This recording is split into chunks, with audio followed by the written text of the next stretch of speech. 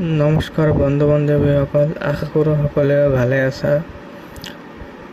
আমি আজি শিকিম যিকোনো সংখ্যাক 2 ছেকেণ্ডত 5ৰে কেনেকৈ পূৰণ কৰিব পাৰি। ভিডিঅ'টো শেষলৈকে চাওক, আপোনালোকেও শিকিব। প্ৰথমে মই কৰি দেখুওৱাৰ পিছত তোমালোককো শিকাম।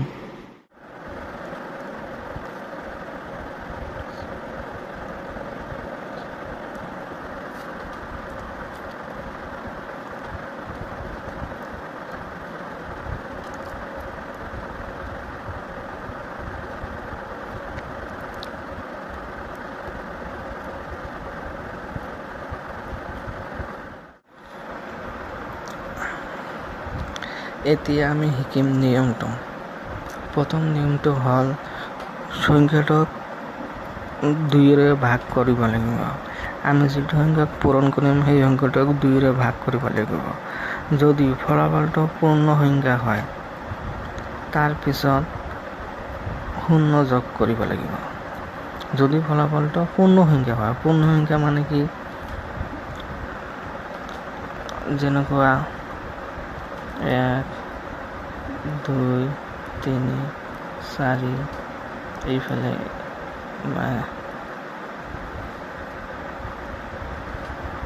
এইবিলাক পূৰ্ণ সংখ্যা হয়।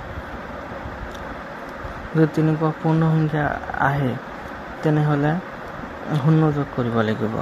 আৰু যদি ফলাফলটো পূৰ্ণ সংখ্যা নহয়, ইয়াৰ বাহিৰে যিবোৰ আছে গোটেইকেইটা পূৰ্ণ সংখ্যা নহয়। যদি সংখ্যাটো পূৰ্ণ সংখ্যা নহয় তেনেহ'লে 5 যোগ কৰিব লাগিব। এতিয়া আমি শিকিম কেনেকৈ পূৰণ কৰিব লাগে। ফাৰ্ষ্ট নিয়মটো আমাৰ কি আছিল, সংখ্যাটোক 2ৰে হৰণ কৰিব লাগিব। এতিয়া আমি এইটোক 2ৰে হৰণ কৰিলোঁ। 18ক 2ৰে হৰণ কৰিলে 9 হয়, 6ক 3, 8ক 4, 4ক 2, 2ক 1। সংখ্যাটো পূৰ্ণ সংখ্যা আছে, সেইকাৰণে আমি 0 যোগ কৰিম। আপোনালোকে হিচাপ কৰি চাব পাৰে, এইটো আহিব। তাৰপিছতটো কৰোঁ। 92ক 2ৰে ভাগ দিলে কিমান আহিব? 46। এইটোক যদি আমি দুটা সংখ্যা পাওঁ, দুটা সংখ্যা ল'ম। যদি এটা সংখ্যা পাওঁ, এটা সংখ্যাকে ল'ম। 8ক 4, 4ক 2, 6ক 3, 2ক 1। এইটো পূৰ্ণ সংখ্যা আহিছে, সেইকাৰণে 0 যোগ দিম।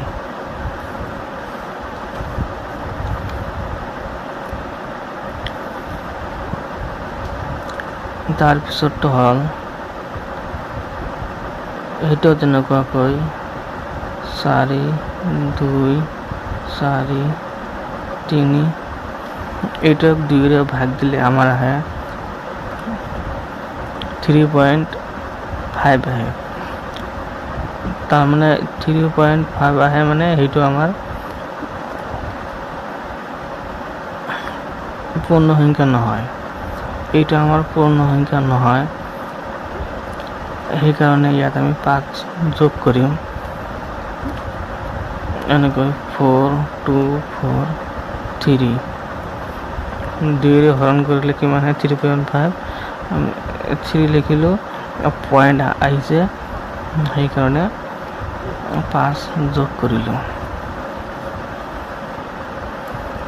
তেনেকুৱাকৈ এইটো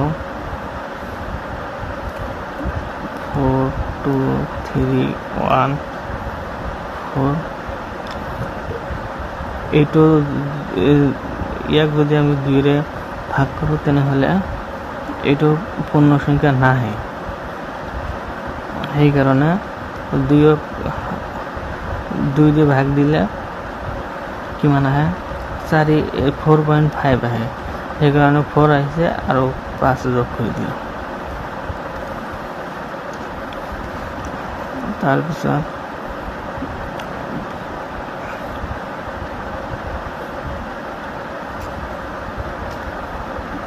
26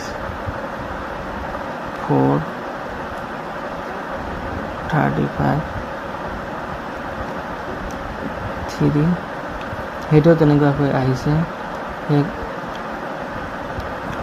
আমি কি কৰিম 2.5 আহে, সেইকাৰণে আমি 5টো যোগ কৰি দিম।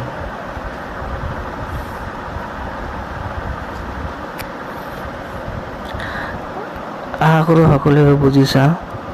যদি ভিডিঅ'টো ভাল লাগে তেনেহ'লে চেনেলটো ছাবস্ক্ৰাইব কৰি দিব আৰু ভিডিঅ'টো লাইক কৰি দিব।